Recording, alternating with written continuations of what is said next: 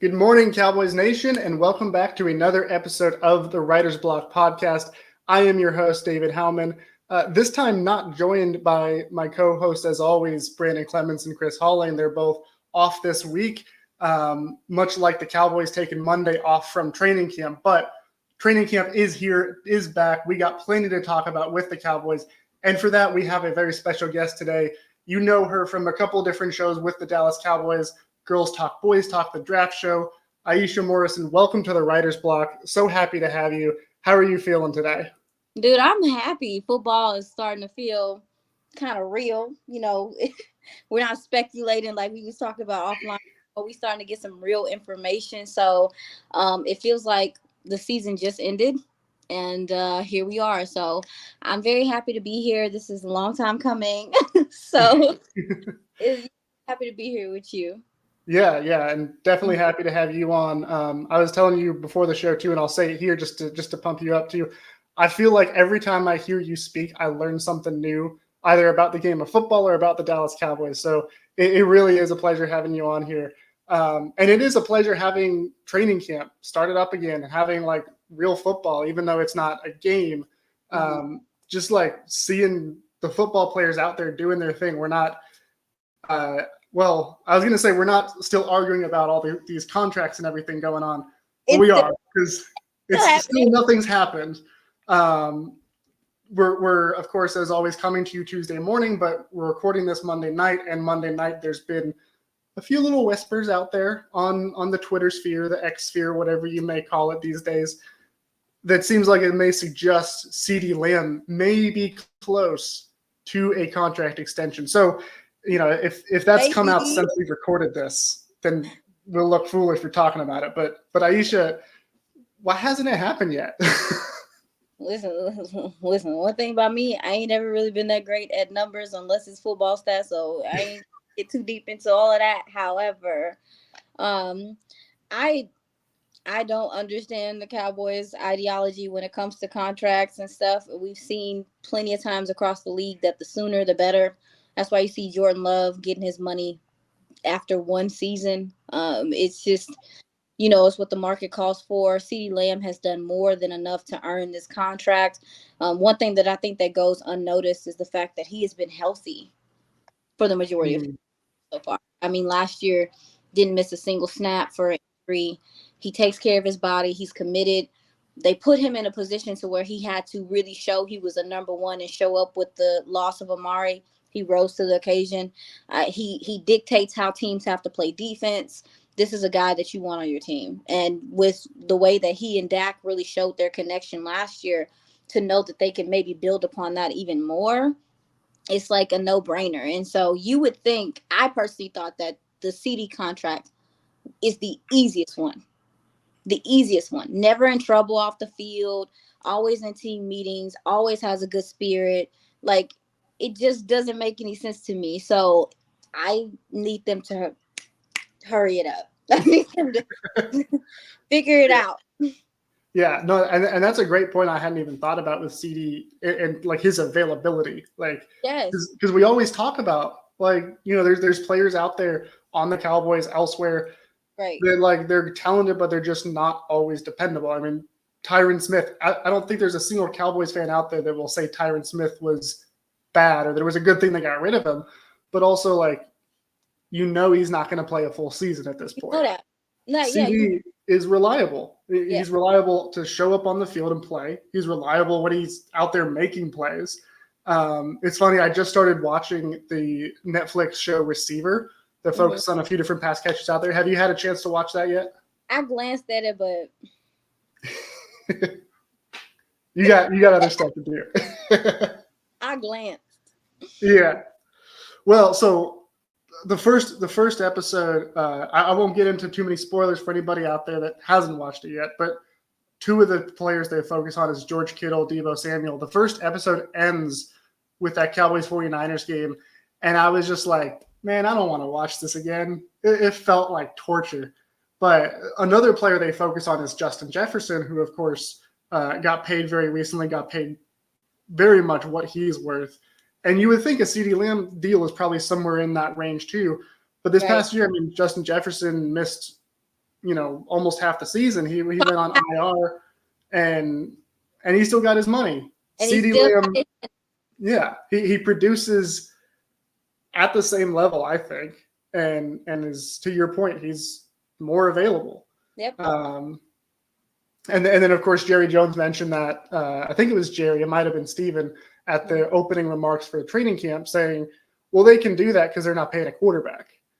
But then there's Jordan Love, there's Tua Tagovailoa, who also got his deal. He's making like $53.1 million, and they're paying Jalen Waddle, they're paying Tyreek Hill, they're paying Bradley Chubb. So like they're paying other guys too, and they were still able to pay their quarterback and their receiver and their pass rusher. Talk about it. So I mean, but I digress. There, we've all talked about the contract situation. It seems like, at least with CD, it seems like that's something that's going to get done. It's just a matter of putting pen to paper. And I know me and Chris and Brandon have talked at this point ad nauseum about Dak. But where are you as far? What's your take on Dak and his contract negotiations, and comments that have been made here or there? Like, do you think it's going to happen? Do you think that he'll be somewhere else next year? Thoughts on Tre Lance, because we've gotten into a lot of discussions about Tre Lance and whether or not he's the answer going forward too. So what I will say is, number one, let me say, franchise quarterback, reason people have convinced themselves is that they just grow on trees. I don't know what world y'all living in, but they don't. Ask the Bears. So, it's just weird to me how people handle the franchise quarterback thing. And when you find one, I mean, Dak is not some guy. This is a guy that was second in MVP voting last year. Fantastic in his play and also to his development. I think that's something that gets a little undershadowed when you talk about, I think it was 2019 when you could tell that he made the decision to become a better quarterback. And so we started seeing the mechanics clear up. We started seeing some of the accuracy clean up. We saw the interceptions go down the next year. It's just, like, he's committed himself to becoming a better player. And so for me, I feel like I would love for him to still be on this team. And I wouldn't understand. It wouldn't make sense to me for him to not be back on this team, because that implies you have a plan and that you are for sure that plan is going to work. And with, the Cowboys, they've lucked up on the last couple quarterbacks they had. Baby, you ain't drafting quarterback that well. So it's like, what makes you think that it's going to be gravy once he's gone? So it sounds like, the Cowboys have pushed a couple deals his way. And when you look across the NFL and you look at these other quarterbacks getting paid right now, it's, as far as play goes and things like that, people are looking at the playoff records, which I guess has relevancy. But I'm just saying in general, like, he's as good as those guys, if not better than a lot of those guys. The market is the market. Pay the dude and just go about your business. Because somebody else is going to do it. That's what drives me. That's what drives me absolutely nuts, is that we know that somebody else in the NFL is going to pay him. So why not just do it? Please. Yeah. Do it. Just get him paid, get it taken care of. But I mean, to answer your question, I do think there has been there's been some back and forth. I think it's just finding the number that's suitable to them. But I wholeheartedly believe that the Cowboys kind of shot themselves in the foot, because you've seen all these quarterbacks get paid before Dak. You've seen all these receivers get paid before CeeDee Lamb. The price has gone up, and these guys have most of the leverage. So yeah. We've seen the Cowboys, I don't know why they like doing things like this. They like to get to the end. They like to procrastinate. Man, that sounds like my ADHD. You know what? I was just gonna say, I was like, I can relate in the sense of like, because like I do my laundry, I put it in the hamper, it sits there, I've had times where like I put it off, and then when I finally like take it out of the hamper, like put it all up and everything, I'm like, oh, that wasn't that bad. Like next time I should just do it right away. Yeah. But also like when I do that, I dropped you. Oh, we lost you.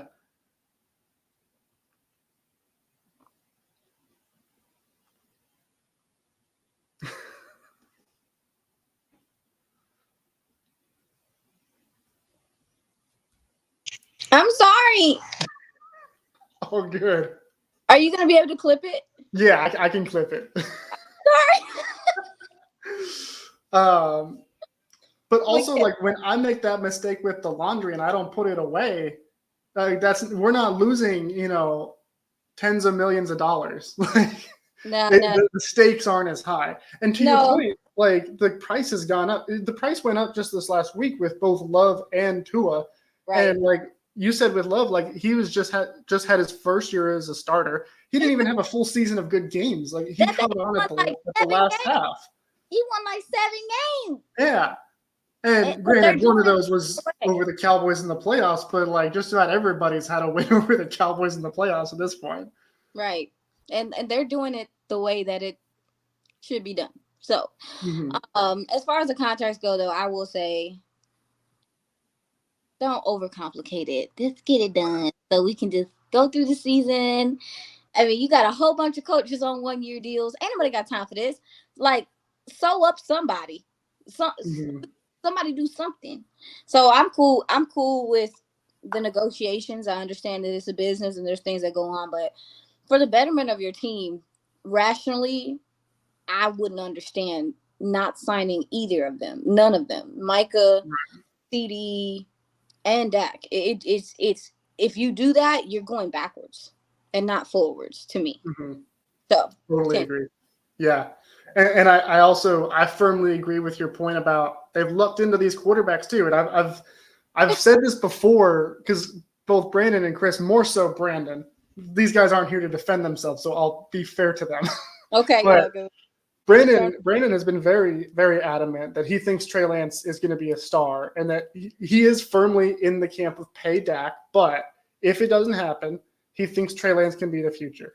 And I've said, like, look, you may be right. Like, the 49ers drafted him 3rd overall for a reason, but also he's not with the 49ers for a reason. And Kyle Shanahan has proven he can get some good quarterback play out of people. But looking at the Cowboys and how they evaluate quarterbacks, like Tony Romo was an undrafted free agent. In 2016, like they tried to trade up for Paxton Lynch in the first round. They wanted to draft Connor Cook later in that draft. I don't know where those guys are playing these days, but it's not the NFL. So, but I mean, as far as the Tre Lance thing, I will say, so I was looking at, I actually have some film from some notes from the film that I was looking at with him.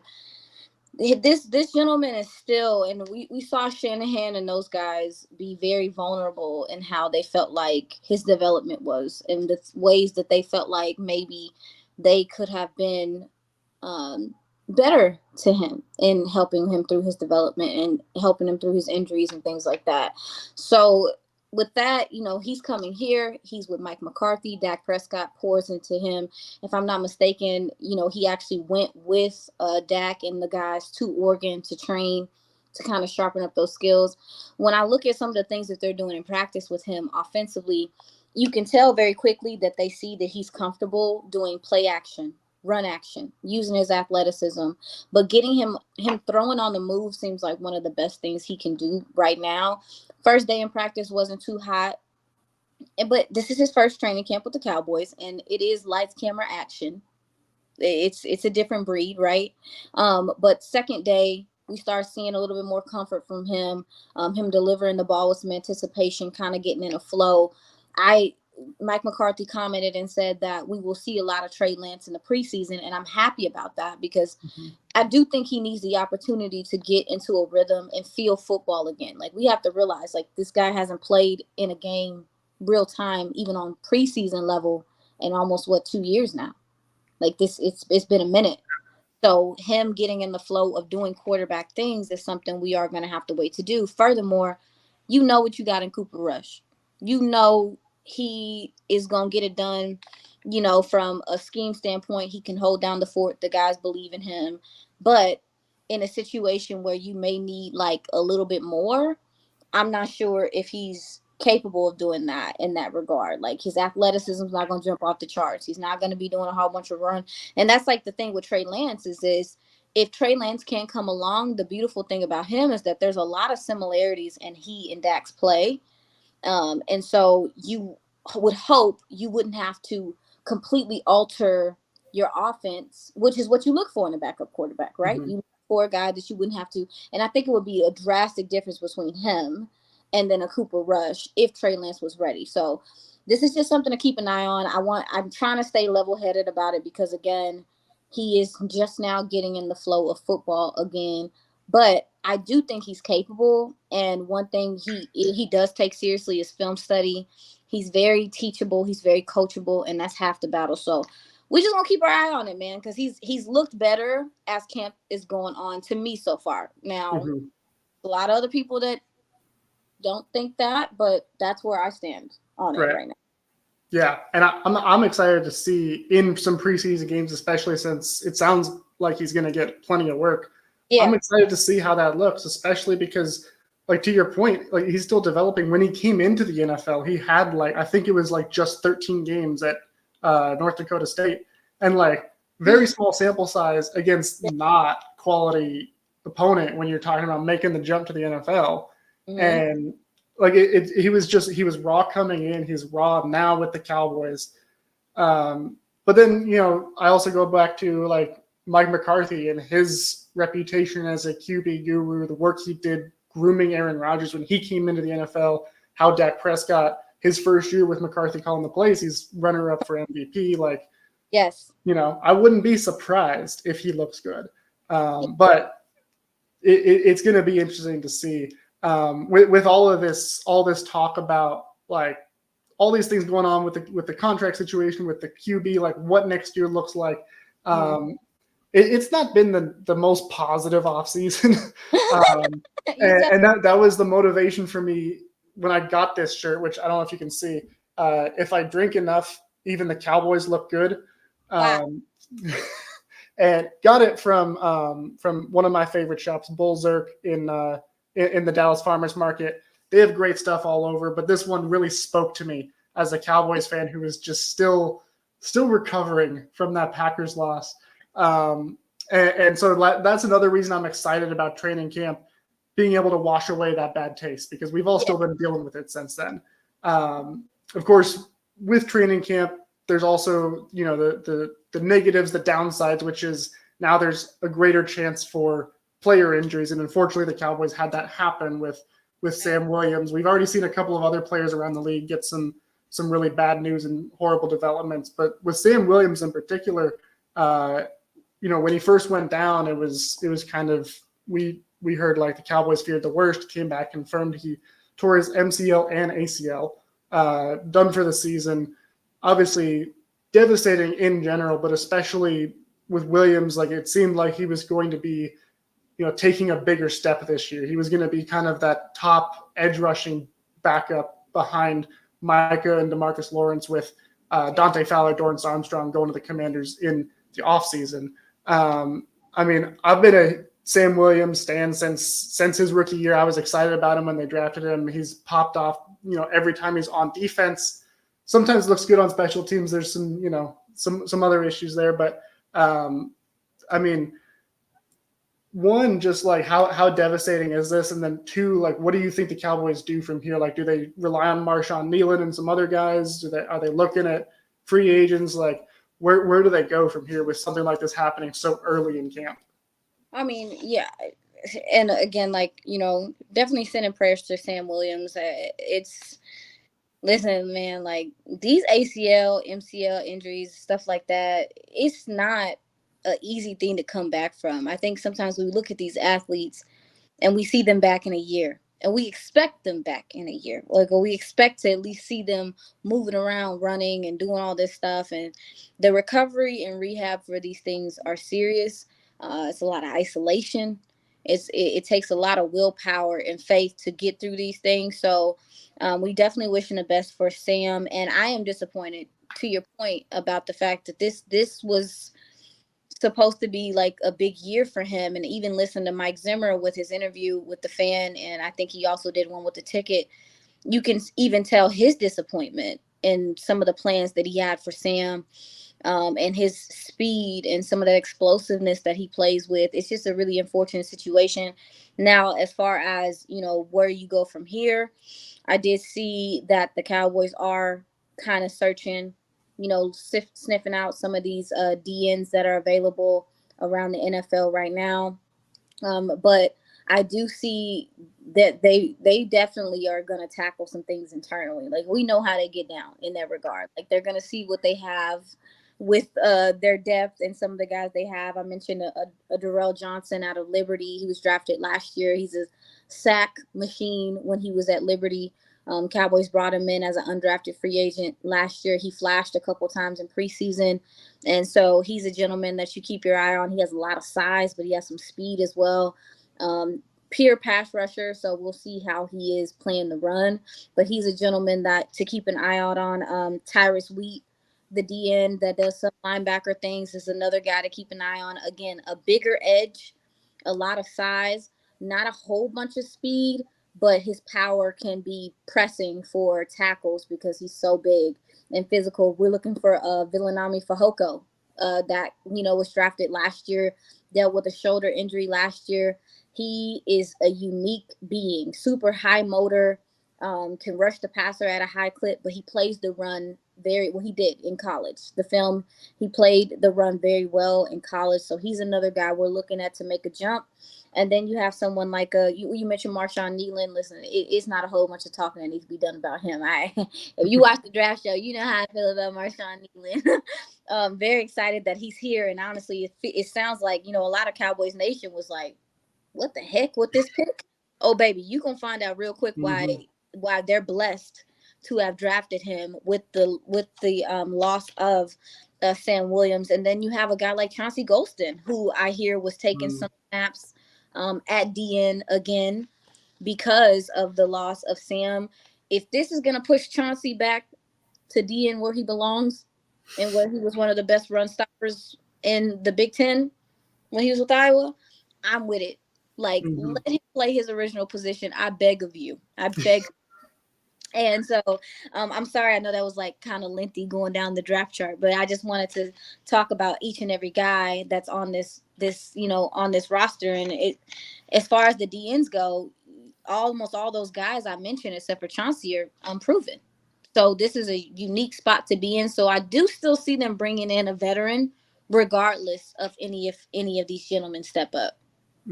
Yeah, I wouldn't be surprised if they did, just because there are some names out there. Yannick Ngakoue he's a big name. He's played for Mike Zimmer, albeit briefly in the past. Carl Lawson actually tweeted out the same day the star emoji. I don't know if that's related or like maybe he was given his rating for the new Deadpool movie. Hopefully it wasn't that, because I hear it's a good movie. It was good. Yeah. Yeah, the cameos was bomb. Better than 1 star? It's better than 1 star. Okay. Yeah. But to your point though too, like I think there is some good depth here, especially if you're looking at Chauncey Golston moving back to the edge of the line, which is where he belongs. I remember when the Cowboys first drafted him, in that same draft, like we hadn't really been looking too much at edge players in that draft.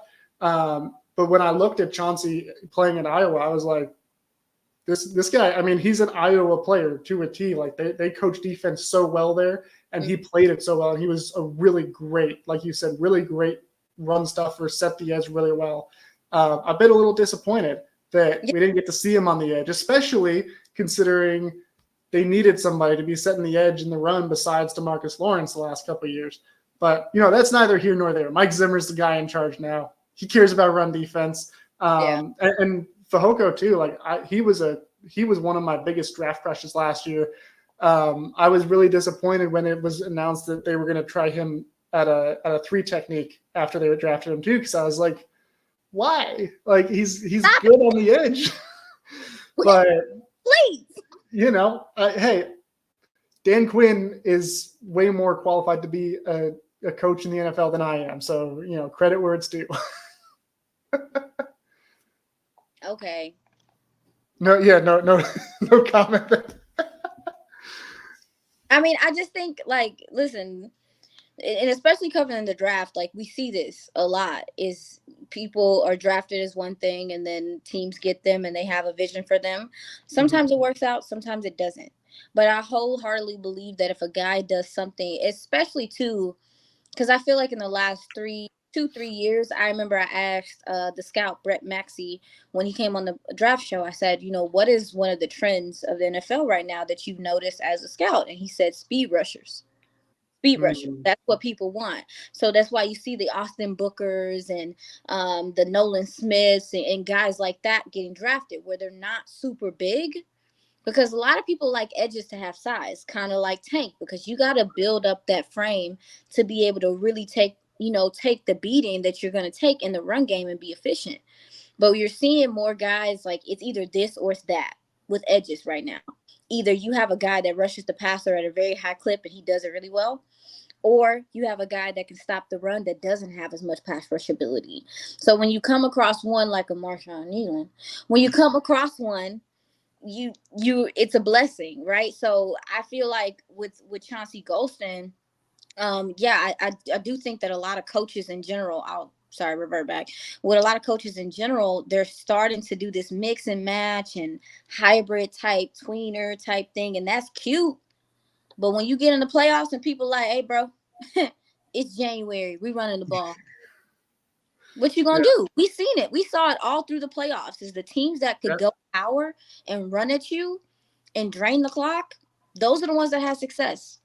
So you need edges that are able to get hit in the mouth and keep playing. So Chauncey Golston is one of those guys. I'm really hoping that he gets to go back to his original position.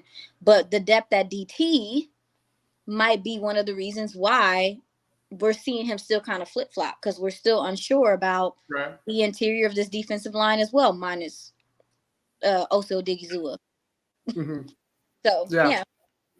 And we'll touch on the interior in a sec, but I just wanted to point out, like, I think that's so fascinating about like what you said about looking for those slimmer speed rushers, because like I feel like we've seen a lot of evolution in NFL offenses the last 5-10 years. And it seems like the defenses are always like just a step behind what the next change is. Like we've seen a lot of mobile quarterbacks come into the NFL and have a lot of success recently. And so now, we're throwing the ball. You have to be fast to catch these quarterbacks. And so then they're like, okay, let's pivot to, prioritizing speed in the pass rush. Right. And now we're seeing NFL teams that are like running the ball. I mean, just about every team runs the Shanahan offense, which is run the ball all the time. The Lions run the ball. The 49ers run the ball really well. The Ravens, I mean, when Greg Roman was their offensive coordinator, all they did was run the ball. And even with Todd Monken running the offense last year, now I'm questioning myself if it was Todd or Jeff. But either way, the Monken coach who's coaching the offense in Baltimore, he opened up the pass more, but they're still a run-heavy team. Because they have Lamar Jackson, because they have, really deep stable of running backs. Like the teams that are really, really good either have Patrick Mahomes at quarterback, or you have a really good rushing offense, and defense has got to stop that. Right. And at some point, you got to have some beef. And as you said, with the interior of this defensive line, that was a stated goal this offseason. Will McClay said at, I believe it was the combine. He said, we're looking to add some beef in the trenches. Well, they got that, one by virtue of Mazi Smith getting his weight back up. They drafted Justin Rogers, who's a whole mountain of a dude. He's a big dude. Huh? He's a big dude. Yeah, he looks gigantic just on film. Yeah. And they brought back Carl Davis, who's a pretty hefty guy. And Mazi, to his credit, like everyone was mad at him last year, first round pick, first time in forever that they've drafted a defensive tackle in the first round, and he did not pan out. But also, like, he slimmed down. He didn't have the same weight he had in college. He wasn't playing the same role he had in college. Yes. He looks bigger this year. He looks faster. Patrick Walker, also with the Dallas Cowboys, we're all a fan of him here. He said he tweeted out a video of the defensive line getting off on a drill against the offensive line, and said Mazi Smith beat everyone on this except for Sam Williams. Might have actually beat Sam by a hair too, saying Like, he's bigger, he's stronger, he's back to what he was in college, but he's also gotten quicker. Like, he's getting off the line faster, which bodes well both as a pass rusher, but primarily try to get upfield to occupy space and stop these runs. Oh no, yeah, absolutely. From what I know and some of the things I've heard about Mazi so far, yes, he has put back on a good amount of the size, but also too, his get off, to your point, is better, and his feet, because really truly, I think his feet and his trigger was just a little behind last year, where he was laid off the ball, laid off the whistle, and a lot of that to me was because his feet weren't quick enough in that moment. We know he has the athleticism. Mm-hmm. So I personally, maybe it was, to your point, what they were asking him to do, the processing, maybe him second guessing certain things, because this dude was on the freak list. I don't like using that word in regard to athletes, but he was on the freak list. Like, this gentleman can really jump and he's pretty fast to be his size, and we know the power that he can play with. So really what they're focusing on, shout out to Jeff Zanina. He came over from the Commanders. Shout out to him, because they're doing a lot of things to continue to develop him as a one tech, which is not an easy thing. I think, listen, this is a position that requires patience. It requires time. And again, the processing, the two gapping, the holding up double teams and stuff, it does take time developmentally to be comfortable and confident doing those things at a high clip. So for him, we're just keeping an eye on him and how he's developing and how things pan out for him during camp. But like, you need him. you don't have time. I mean, like, do we have patience for him to continue to develop and stuff? Sure. But baby, I'm looking at this depth chart. Who's who? So you? Yeah. It's about that time. Yeah, and the other thing too is, like, we're 4 practices in now with training camp, and coming Tuesday is when the pads come on, which is when all this stuff with the trenches really gets interesting, because you can tell a little bit about these guys, but when the pads come on is when you really start to see. And then, of course, in the preseason, when they're really going full steam, like, that's where a lot of this stuff is really going to get decided. We're really going to know where Mazi Smith is, where Chauncey Golston is, where all these other guys along the trenches are. And in the case of Micah Parsons, I mean, I don't know how much he'll actually play in the preseason, but it might be quite literally where he is, because new defensive coordinator Mike Zimmer has been using him a few different places. We've seen him working in off-the-ball linebacker drills. We've seen him working on the edge, which is where he's been primarily working. I feel like with Micah's rookie year, like, Dan Quinn kind of played him all over. Right. And we all got really excited about, he can do everything, right? And then he said after that, well, he's great at rushing the passer. Let's have him rush the passer all the time, which I don't think is necessarily wrong, but it's also exciting to have a guy that you can line up anywhere you feel like. And I want to read this quote from Mike Zimmer, actually, that he said on the ticket. He said, I'm not speaking about Micah Parsons. He said, I'm not sure he couldn't play every position out there, to be honest with you. He's got acceleration, great quickness, extremely brilliant, has power and strength. We're trying to figure out a lot of different ways to move him. One week he might be doing this. Next week he might be doing something else. We're trying to get him one-on-ones as many times as possible. Playoff games come, and a lot of the games they struggled with last year, they knew where he was, they found him, and they did a good job. Sometimes we're going to have to use him when offenses are focused on him. We're going to be bringing people from the other side. They can't just sit there and key on him. Do you also get goosebumps hearing that, or is that just me? Oh no, dude, I'm ecstatic. And you mentioned the fact that they're moving Micah around. It's not just Micah. You're seeing the ends flip sides. We're seeing DeMarcus Lawrence go to left end, go to back to right end, go back to the interior. And that is a part of this defense. That's what I think makes a defense fun. Like, I think that's what makes a defense harder to scheme against. And that's what Zimmer was talking about. Now, we'll say, I had to really think about why Dan Quinn would just put Micah at edge. And I think it goes back to what you were talking about earlier when we were talking about Chauncey Golston, is the fact that you have not found a concrete edge opposite of Tank to really seal off that edge, contain, and to, be able to hold that side of the field down. And I believe that Dan Quinn maybe felt as though Micah was his best option with that. Because when you go down the depth chart and you look at a Dante Fowler, pure pass rusher, could do some things in a run, but he was highly penalized. And it was exhausting sometimes. It was in key moments. Who's the other gentleman? You think about a Dorrance Armstrong. Same situation. Can rush the passer, but didn't have the willingness to stop the run. Like, he just didn't have the feel for it consistently. And people attack that. Then you go down to a Sam Williams.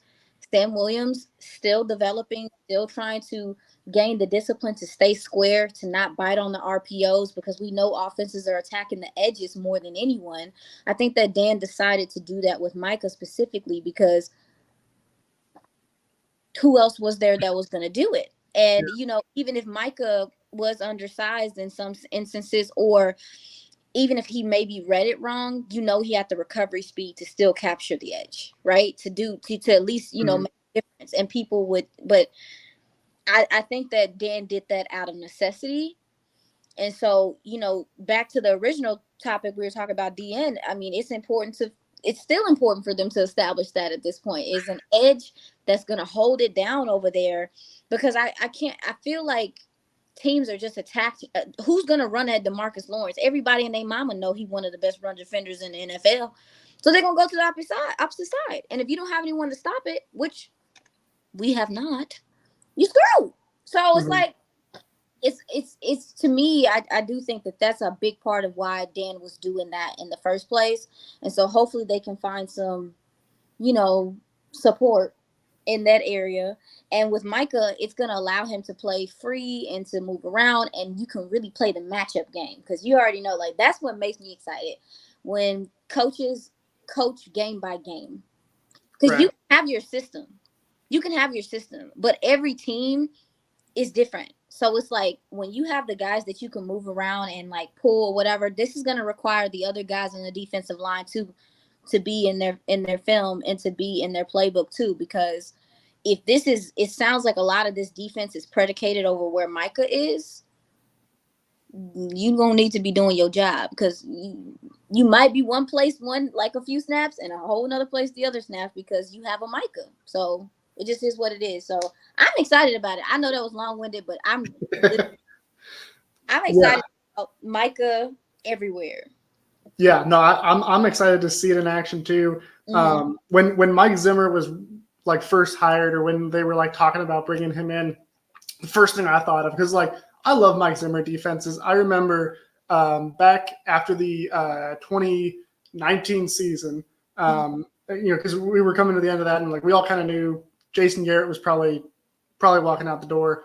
Defense was probably going to change. I had written an article at the time arguing for. At the time, Zimmer was the Vikings head coach, and they were having a solid year. And I advocated for hiring, at the time, Raiders defensive coordinator Paul Gunther, who, of course, is now in Dallas as the run game coordinator, and who had been a Zimmer disciple for a very long time in Cincinnati. Can you tell us? Like, I'm sorry. Can you tell us about him? Oh yeah, I mean, Paul Gunther. I mean, I would love that. he's. I don't want to say he's a Mike Zimmer clone, because personality-wise, I feel like he's a little softer around the edges.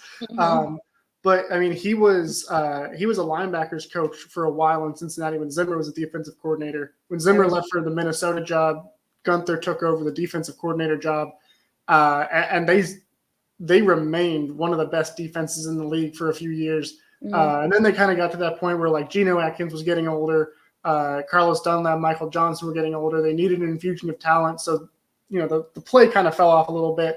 He ended up going to the Raiders with John Gruden when he was first hired back as the head coach there. Of course, we all know that didn't quite pan out. They made some curious draft decisions, especially on defense.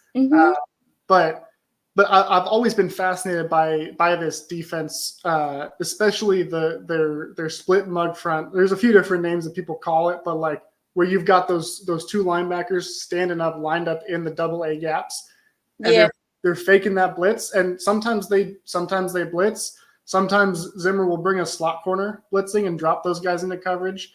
And there's just like so many things you can do. He drops defensive ends into coverage sometimes, like, and there's the most common versions where like he's got those two linebackers in the A gap, and essentially what they're gonna do, almost like a defensive version of the option play. If the center turns right, the one to his left is blitzing. If the center turns left, the one to his right is blitzing. Like no matter what you do, you're wrong. And that's what I love about the way Zimmer schemes these things up. And the thought of like what he can do with Micah, he can line him up in the A gap, he can put him out on the edge. Like it just creates so many problems. And like you can put him on the edge and the offense is gonna adjust their slide protection to go to that side, drop them into coverage, bring both those linebackers, like so many options that you can do there.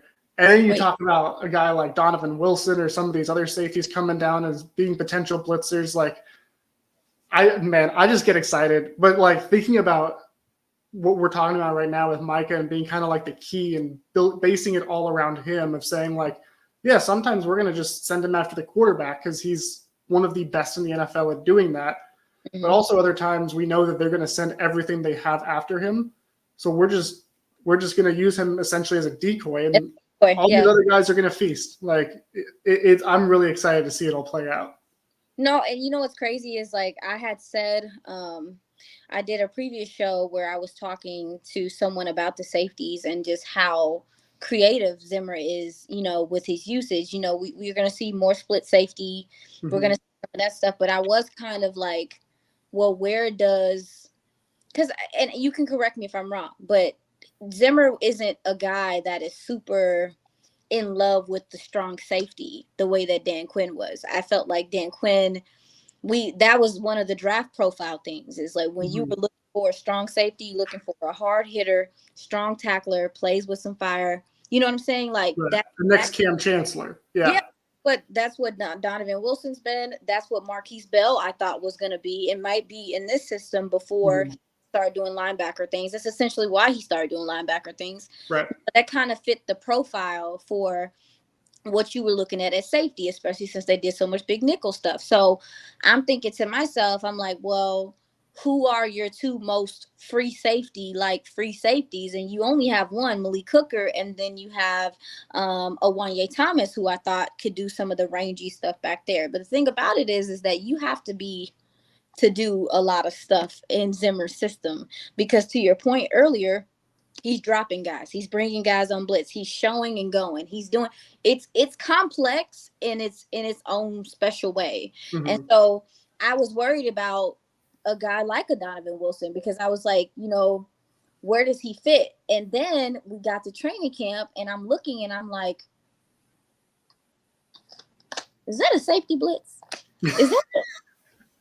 Is that a nickel blitz I see? You know what I'm saying? Like, because that was something that Dan Quinn kind of got away from. In 2022, we saw Donovan Wilson, 2022, 2023, we saw Donovan Wilson have 7-8 sacks that year. The most sacks out of any safety or DB in the NFL at that time. Like, and that it was effective. It was very effective. And we didn't get to see that as much last year. I think that was because of the necessity of the big nickel and all that stuff, you know, no linebacker. But to see that in training camp answered some of my questions about, okay, well, what's going to happen with these strong safeties on our roster? Like, where are they going to go? What is their role going to be? And it sounds like it's going to be, you know, you stop the run on the way to the passer and get sacks. Because he doesn't use robbers a lot, right? Not really. I mean, he will switch up his coverage schemes enough to where like sometimes you'll be a robber in there. Like he's not afraid of doing a single high look, but like you said, it's going to be split safety looks primarily. He loves the quarters coverage. Yeah. He's a lot of match pattern matching too. But you're not going to have Donovan Wilson in the box nearly as much as he was. And that's crazy to me, because honestly, from what we've seen from him, that's where he thrives. Right. So now looking at training camp, we get some questions answered. We see Donovan Wilson out there doing a lot of the coverage things when they're in that too high safety. which is nuts. It's just crazy to see it. Like Mm-hmm. Dan Quinn did it too, but I never felt like that suited him. But he does seem more comfortable in this scheme doing that right now. And it sounds like Mike Zimmer is very fond of Donovan Wilson as well. So he's going to be on the field if he's healthy. Yeah. And like, I always go back to like Donovan Wilson's rookie year with the Cowboys in 2019, like in preseason, like, because when he was drafted in the 6th round, I don't think a whole lot of people thought that he was going to be the Cowboys. I know. You knew? Did you know? No. Oh no, I'll be honest. When he was drafted in the 6th round and they said Donovan Wilson, I was like, I have no idea who this is. Oh no, like I didn't know him, but this is before, that's 2019. What was I doing in 2019? I wasn't doing this. So I was just a regular person, I'm just chilling, and I went and looked up as much film I could find on him, and I was like, oh, this guy has potential. And the reason why I thought he had potential is because most of the articles I read about him said he's very coachable, but he was just a Looney Tune, and everybody wants a little crazy in their safety. You know, you're coachable, but you play like he's a tone setter as well. Mm-hmm. And so, and I always thought his willingness to stop the run was going to be valuable for the team, because Donovan, when he's healthy, he'll feel like a linebacker. Oh yeah, little cuckoo cocoa puff when he's on the field. He's super sweet, but when he's on the field, he don't care. So it's like, yeah, I thought he would fit. I didn't know how it was gonna look. But to your point, in preseason, he was doing free safety stuff. Yeah. We were seeing him literally covering so much grass. I was like, wait, I didn't see this in college. He had like 3 or 4 picks in the preseason. It was crazy. What's happening right now? I felt the same way, but I was like, but I thought he would be doing more strong stuff like you were talking about, but he was doing free safety stuff, and I was like, oh, he about to get on the team. Mm-hmm. He about to make it. So yeah. But then like since then, I mean, we haven't seen a whole lot of that, and I feel like he's going to get to flex those muscles a little bit in this Zimmer scheme, while also still like he's going to line up on the line of scrimmage more than a few times. He's going to get to blitz. Another thing, like Jordan Lewis is probably going to be the slot corner here, and he's also shown quite a few times in the past he can be effective blitzing out of the slot. Yeah, and brought him on a nickel blitz at camp. I seen it. Yeah. I mean, look, Mike Zimmer is going to have fun playing with these DBs, playing off of Micah Parsons. And, of course, Zimmer himself is back in the day, a long time ago now, he was a DB coach. Like, he comes from coaching the defensive backs. Mm-hmm. And he really asks a lot out of his corners, especially the outside corners. Deron Bland, we know, he is anything but bland, as the great Chester Morris has coined. Trayvon Diggs, we know what he is. Obviously, he's on the PUP list right now with coming off of the injury last year. Mm-hmm. But one thing that's really stood out to me, the player that I'm most like surprised with so far in training camp has been Kaylin Carson, the rookie that they drafted at Wake Forest, because he's been getting most of the reps with the ones on the outside, with Diggs not being ready to go yet. Mm-hmm. And I don't know how many interceptions he's had by now, but I feel like every time I go on Twitter, I see another video of him getting an interception, or at the very least having a tough pass breakup. I see you flipping through your notes. I'm sure you're going to your Kaylin Carson notes. He was a guy, when they drafted him, I was just like, man, that is such an obvious Mike Zimmer pick. You thought so? I was annoyed I hadn't thought of it yet. Really? You felt like that? I was surprised. Oh, yeah. He's physical. Like he loves, like when he would play press at Wake Forest, like he gets his hands on you, he's not letting go. Like, and I just like that's what there's a quote from Zimmer from I think it was back when he first took the Vikings job, and they were asking him like, what are you looking for in corners? And he was like, because at the time, like cover two zone was like all the rage, and he's like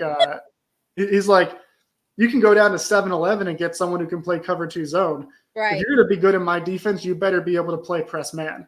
And I was watching Kaylin Carson. I was like, this dude's tough and he's physical. Like, you got to have that to be good in press man. Yeah.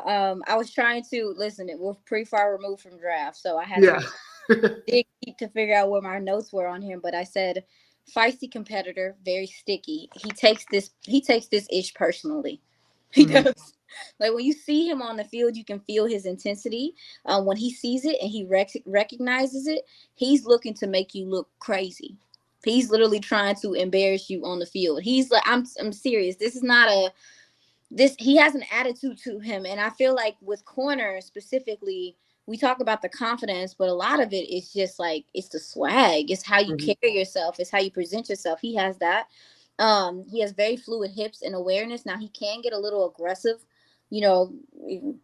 He can get a little aggressive, because and that's one of the things, and Dan Quinn talked about it. Is like when you have a sticky man corner, there are sometimes that there some of them are going to get penalized. Like Yeah. it's just the reality of it. It's kind of like a give and take, and I felt like he had a good balance of that in his game. Yeah, he's penalized here, but what he's really doing is trying to let this guy know, like, I'm gonna be here all day.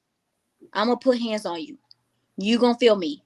And Yeah. sometimes you take some of that, but I do want him to, because he has got caught peeking a few times, kind of being, because he really is willing to be in the run game, but sometimes he can get a little too, excited and be peeking a little bit. So I do want him to be a little bit better, that he can improve in tracking the ball.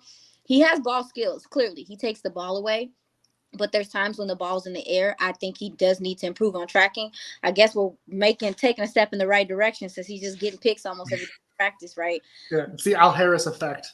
Yeah, and there's some, yeah, oh, absolutely. Shout out to Al Harris becoming the DB coordinator, and you just see these guys, like, I know you've seen it at camp. These guys Mhm. look like they trust this scheme, and they're flying around. Now, we always expect defense to be a little bit ahead, whatever.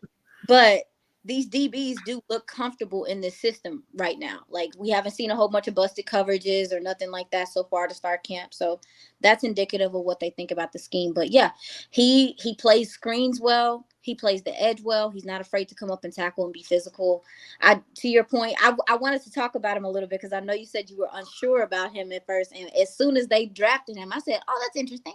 Good for us. Another one. Another one. Right. Yeah, I was happy with the pick. I was really happy with the pick, to be honest. So Oh yeah. Yeah. No. And like, and I'll just say this too. Like, you draft a corner mhm. with Mike Zimmer as the coach, and you give him jersey number 41. Like, that is not an accident. It's not an Like, accident. they told him, like, 41 may not be as revered of a number in No. Cowboys land as 94, but Mhm. like, you give a corner 41 when you have Mike Zimmer, who coached Terrence Newman back in the day, who There. actually, when Terrence Newman went into coaching, it was with Mike Zimmer and the Vikings. Mhm. Like, that's not an accident. Like, he It's not. knows what the standard is. Granted, he's a little bit of a different player than Terrence Newman, a little bit bigger, but I mean, I'm so excited. The more I thought about Kaylin Carson, specifically in Zimmer's defense, the more excited I got. Yeah.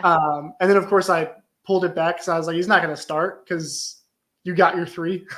Like, Jokes you on got Diggs me, and buddy. Bland. What the ones? I mean, when Diggs gets back, he's not going to be with the ones. Like, Well, unless we're yeah, putting Bland in the slot so we can get Kaylin Carson out there. And then you've got Jordan Lewis sitting on the bench, we'll which is see. also a great guy to have. I think Jordan Lewis has earned his spot. I agree. I think Jordan Lewis has earned his spot. I think Kaylin Carson because you don't, again, I know a lot of people like to throw rookie corners out there real quick and just let them do their thing. And it's like, yo, corners to me are like kickers. You break their confidence too much, baby, it may not ever come back. Mm-hmm. We've seen, like, it may not ever come back. So if he's just a depth piece and he's a good depth corner for now, hell yeah. And with Trey, with Trey, I could very much so see them, if he's not playing in preseason or like revving up in preseason or whatever the case may be. I don't think he's going to be on PUP too long, though, from what I understand. Mm-hmm. I don't think he's going to be on there too long, so we probably will see him during camp. But if they're tempering his snaps, I do think that Kaylin Carson will still be out there because there's a vision for him. And we talked about the different coverages and the different looks and stuff like that. Zimmer might find ways to wrinkle him in there and to throw him in there, because I personally think I like the way he looks on the boundary. I think he can do some nickel stuff too if you need him to. So maybe he's someone else that you look at. trying to look at the other defensive backs. Another guy that I'm keeping an eye on is Josh DeBerry stood out a couple of days. Like, he's done some decent things in the passing game, but really more than anything, it is Marquise Bell. I'm really because we were just talking about safety. Yeah, he's a safety again, guys. He's not a linebacker. No more. So how Zimmer decides to use him and some of the things he wants to do with him will tell me some things as well. Eric Scott, this is a sticky corner. Also, how does he fit? Is he just going to be the depth corner that we have in case someone says ouch? You just don't know at this point. So, well, we're getting more information, big dog. You got a DB that you're paying attention to that you like? That's kind of maybe not getting talked about that much. I did back when we all got the undrafted free agents together. Julius Wood was a name I really liked. I could see him like we were talking about with the safeties, like bringing them down, doing creative things with them. Speaking my language, you speaking my language. Julius Wood was fun to watch in college. I think he fits well in the Zimmer defense. But then the other thing too is like, you got a lot of safeties right now. You got Malik Hooker, you got Donovan Wilson, Marquise Bell's fighting for he deserves snaps. Wanye Thomas shows he deserves snaps. Like, you got a lot of mouths to feed. I don't know if Julius Wood, it's going to be tough for him to make the roster. Like, I think he's for sure top priority practice squad at the absolute least. But I'm really excited to see how he pans out because I think he could really, really steal a lot of thunder from people. I agree. And, Donovan Wilson dealt with the calf last year, I believe, right? So it's not getting talked about a lot, but we're looking for Donovan Wilson to get back to his normal self as well. Because I didn't see that game record safety in the box last year. I thought, maybe the calf was something that towards the end of the season, you start seeing him pick up a little bit more. Right. But I personally think Julius Wood is the predecessor. I love to hear it. I'm a Julius Wood fan. I am too. I think he's the predecessor, but I think he has a little bit more range than Donovan did come out of college. I think he has a better for the ball. He took the ball away quite a bit when he was at East Carolina, did some free safety and strong safety things. So he's one of my favorites too. I've talked about him numerous times. And to your point, if he doesn't make the team, he is for sure practice squad. If he makes it through waivers, that is, because a lot of other teams that's what I'm saying. It's either you're gonna put him on practice squad or figure it out, or he's gone. Somebody's gonna take him. The tape is too good. The tape is too good. The character witnesses, I went through all of his stuff. People were very fond of his leadership and how he really communed with his teammates and stuff. This guy's gone, boss. So I wouldn't play no games with him. I'm excited. We've talked a lot about the defense, and I think rightfully so. There's a lot to talk about. Before we really get to wrapping up, I do want to talk about the offense besides just CD and Dak. Because we've seen, with CD holding out, we've seen some more of these receivers. We've seen Jalen Brooks and Jalen Tolbert. They're kind of competing for that wide receiver 3 spot. Ryan Flournoy's flashed a little bit. Tyron Billy Johnson has been having a camp. It seems like every year we have this receiver that ends up not making the roster, or Dennis Houston does make it but doesn't last through the whole season, where they have this incredible camp. So far, it seems like Tyron Billy Johnson is that next guy that's having a great camp. But again, we're 4 days in. Who's caught your eye though so far on offense? Well, first of all, shout out to Jalen Tolbert because I think he is really solidifying himself as that third option for Dak, maybe second option, depending on who you talk to. He's just been reliable in camp. He had some of the surest hands last year where he was called upon, and we did see an uptick in his production when they did decide to start giving Michael Gallup snaps to him. I think he's on an upward trajectory, and when you look at he and Dak, you can tell their connection is real because Dak is looking for him in scramble drill. It always tells me a lot about a quarterback, about who he's going to when he's in danger. So looking at Jalen Tolbert, I think he is taking that next step, and I could see him being the wide receiver 3. But as far as you're talking about Tyron Billy Johnson, this is a guy that they brought back, and I'm not really, I try not to read too much into the practice squad stuff or whatever, but this is a guy that has experience. This is a guy that's played on a couple of teams. The speed is obviously there. He's a burner. He can run past you, but he also too he's sharpened up his route tree a little bit as well since he's been here in Dallas. He's taken it more seriously. He told me he wanted to show people that he wasn't just a speedster, and I think you're seeing that in this training camp. And so I understand that people say, there's always a camp person that people attach to or whatever. This ain't no fluke though. This guy's been here. He knows this system. They brought him back from the practice squad to the practice squad for a reason. And he does have if we were in a situation where a receiver was down, he has the experience to come in and the lights aren't too bright for him. He know what it is, and he actually can make some plays. So I don't look at him like a Houston. I don't look at him like that, because he's been here. He's played in the NFL. Those guys hadn't even played in the NFL, most of them. And I think his speed also sets him apart when you talk about some of the playmaking ability. And he's definitely keeping these DBs who've played well through camp on their heels so far. So don't count my guy out like that. Yeah, well, and I mean, we got plenty of camp to see what Billy Johnson does. All these other receivers too. Real quick, because I just thought of this, and I'm going to put you on the spot. No preparation for this. With pads coming on, specifically in the context of pads coming on and things changing just a little bit in terms of the intensity with these practices, 2 players for the Cowboys that we have not talked about yet, that you're like, you got to watch out for these guys. Who are your team? For me, it's going to be. Ooh, that's hard. Tater tots. All right. For me, it's going to be Justin Rogers. And it's going to be. It's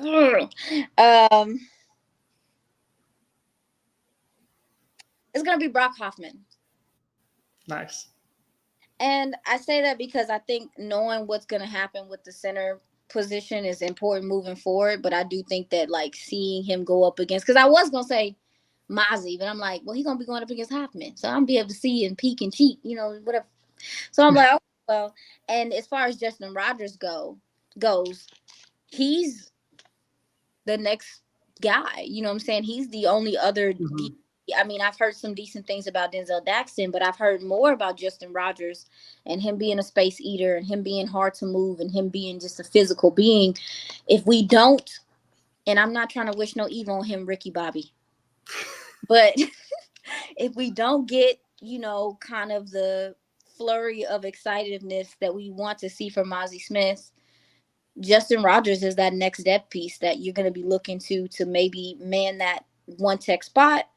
So what he looks like on pads, going up against a BB or a Zach Martin or a freaking, he about to get his tail whooped. You understand me? Zach Martin, Hoffman, and Tyler Smith on the interior. We'll see what he's made of. We'll see if we can take on double teams. Yeah. So those are my guys. What about you?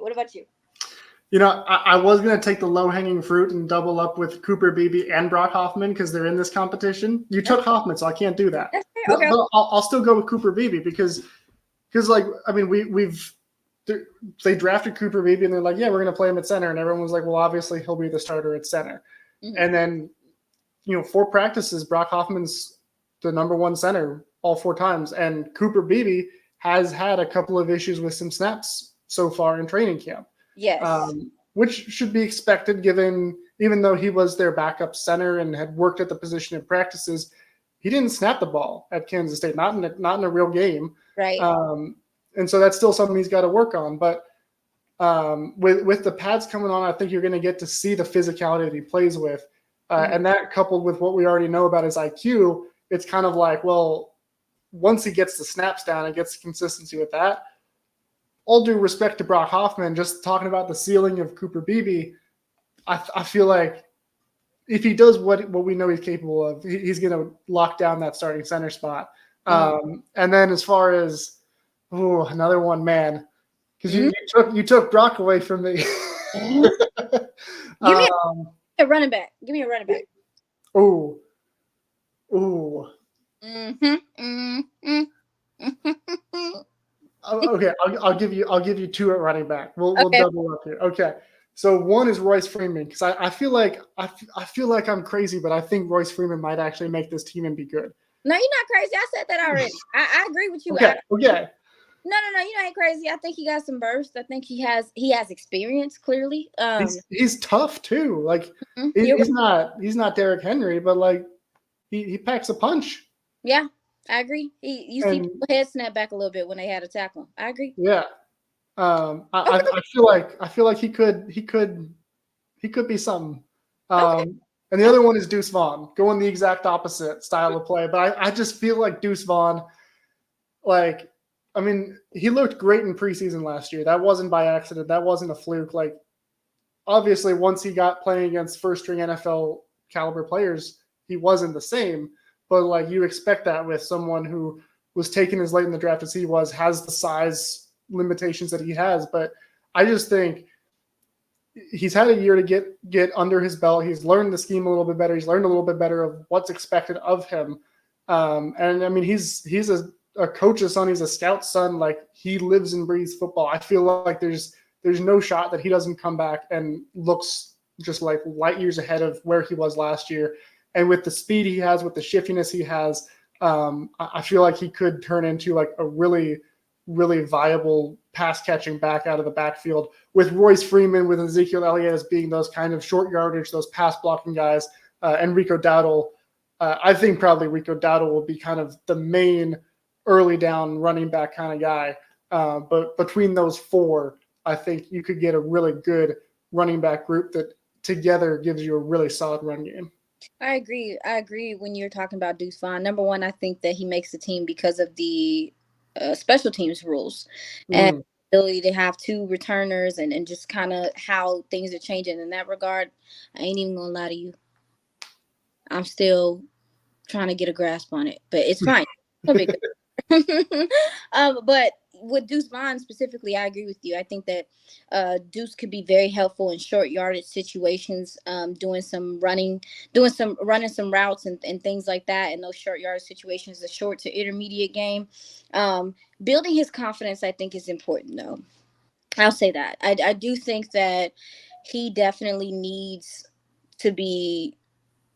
I think that should be a part of what they're trying to do with him right now. It's just building his confidence within the scheme, getting him comfortable, and seeing, carving out a plan for him. Because when we were at OTAs and minicamp and stuff, they were using him in the passing game a lot, like for real. And I was like, okay, but then we camp and you don't see it as much. And so I think when the pads come on, just like you talk about offensive line and all that stuff, running back is when we're going to start separating guys and knowing who's who and who's going to be doing what. So yeah, that was good. That was a good one, man. That was a good one, man. Thank you. All right. As far as we already going down the list. So the last one, I guess. Yeah. Tight. Who is your tight end two, David? Who's your tight end two as of right now? Luke Schoonmaker.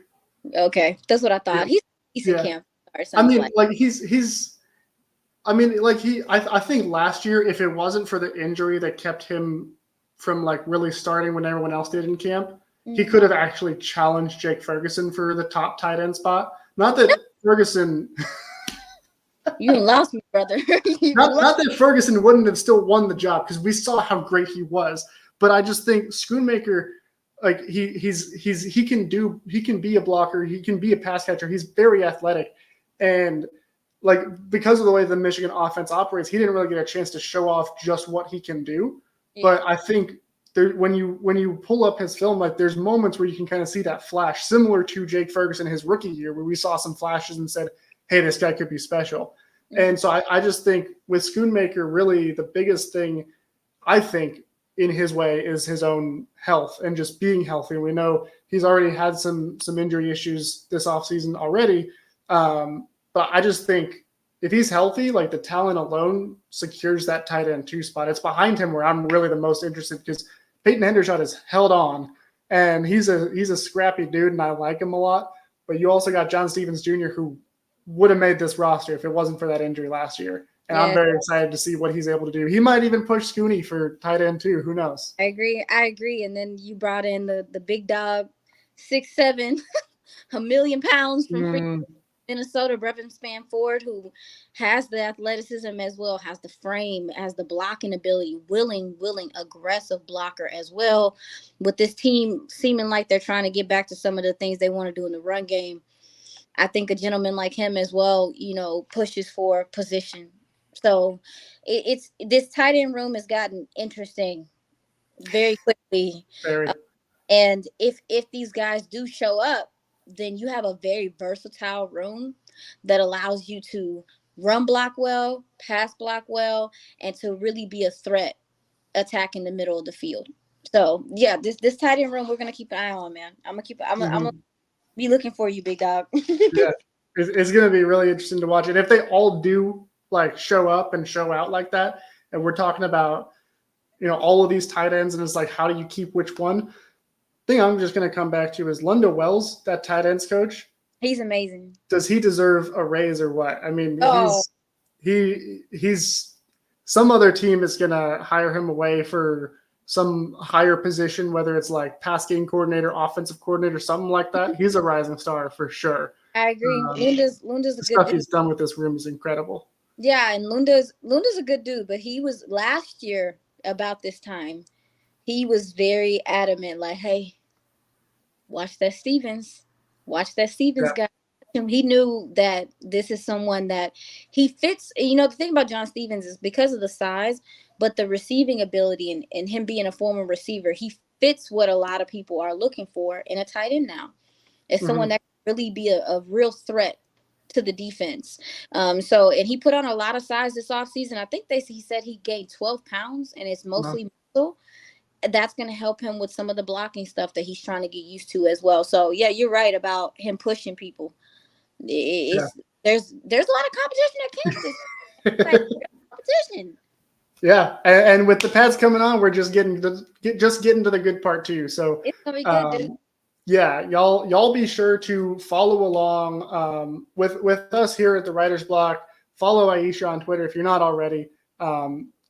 Some of the best insight out there, as I said at the top of the show. Aisha, it has been so much fun having you on here.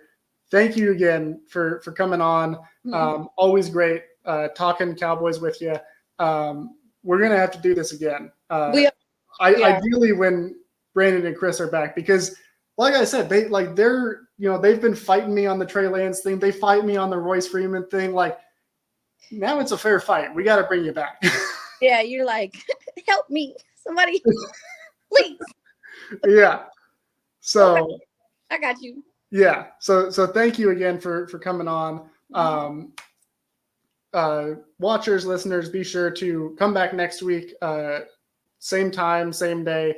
Writer's Block will be back with more coverage of Cowboys training camp, and we'll be getting ready for a preseason game, a real live preseason game. So until next time, remember always, go Cowboys.